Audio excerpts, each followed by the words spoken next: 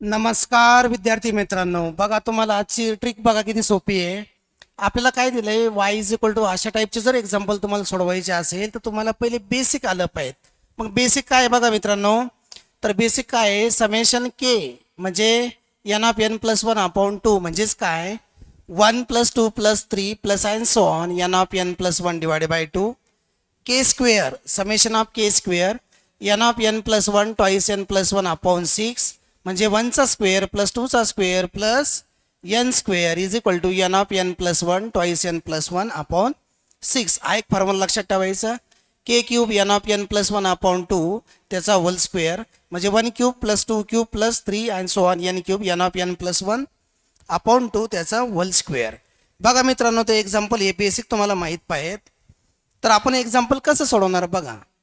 P Y K 2023 if y is equal to x plus one two x plus one म्हणजे काय sequence, इथं 1 2 3 and N A. तर काय करायचं, जो वरचा आहे का नाही तो डायरेक्ट घ्यायचा. किती आहे, 3/2. किती आहे, 3/2.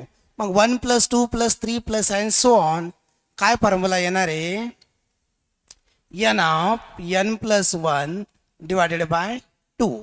मग किती आन्सर आलं बघा, डिवायडेड बाय किती येईल 4. मग 3n in bracket n plus one divided bye किती आलं 4. Option 3n n plus one divided bye 4. कोणता ऑप्शन करेक्ट आहे, ऑप्शन ए इज करेक्ट. फक्त 10 सेकंदात आन्सर येतं.